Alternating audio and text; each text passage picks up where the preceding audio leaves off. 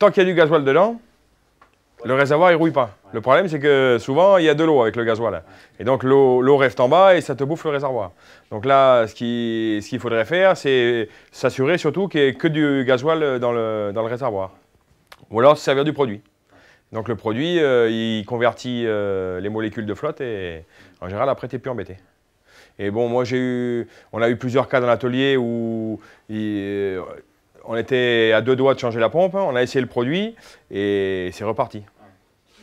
Un cas concret, domaine de Mont-Lorès, sur la route de Moussan.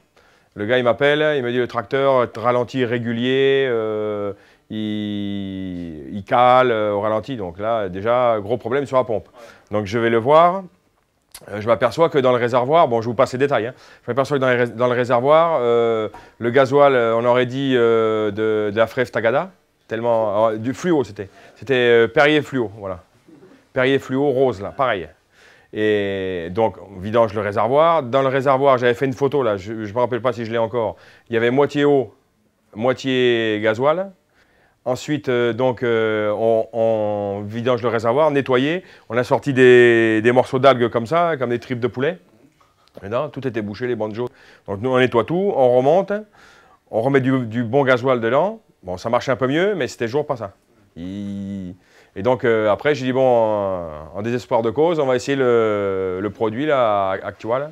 Et il s'est remis à fonctionner normalement et tout. Je ne vous dirai pas pourquoi, je ne suis pas ingénieur, mais ça a fonctionné. Voilà. Ouais, et donc, le gars, il a sauvé sa pompe comme ça. Sinon, il partait pour 1 000 €. Hein. Vite fait.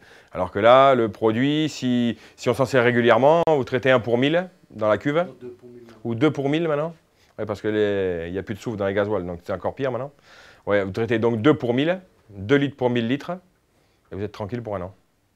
Et après, pareil, un peu dans chaque réservoir si vous ne les videz pas. Et voilà. Oui, et forcément, quand on est pas en pleine vendange, en pleine bourre, on la sollicite, c'est là où les filtres s'encrassent et on tombe en panne et c'est le bordel. Mais il faudrait déjà la stocker avec le gasoil traité et avec le plein. Comme ça, au moins, il n'y a pas de risque de condensation dans la partie qui est vide. Parce qu'après, même si vous mettez le produit dedans et que le réservoir il est au mini, avec, surtout quand il fait du marin, avec un taux d'hygrométrie important, l'air qui va venir dans le réservoir, parce qu'elle va rentrer, c'est obligé, avec les variations de température, elle va se déposer sur les parois et hop, elle va couler et elle va se mélanger au gasoil. Donc si le gasoil est traité, c'est moindre, parce que les molécules du produit ils vont faire leur effet. Mais si le gasoil n'est pas traité, alors ça tombe au fond. Et ensuite, après, comme il n'y a plus de soufre maintenant dans le gasoil, il y a des bactéries qui se développent. Hein, et on sort des tripes de poulet, des fois des trucs comme ça. Hein, des tentacules de poule, non mais c'est des trucs de fou. Hein. Ah ouais, bon, ça s'écrase au doigt, mais ça bouge tout. Hein. Ça bouge les banjos, tout. Hein. Voilà, mais bon, à titre préventif, pour éviter les gros soucis au niveau porte-monnaie. C'est comme une assurance, voilà. C'est comme quand on paye une assurance. On paye une assurance, souvent on paye pour rien, mais au moins on est tranquille. Là c'est pareil, le jour où ça arrive,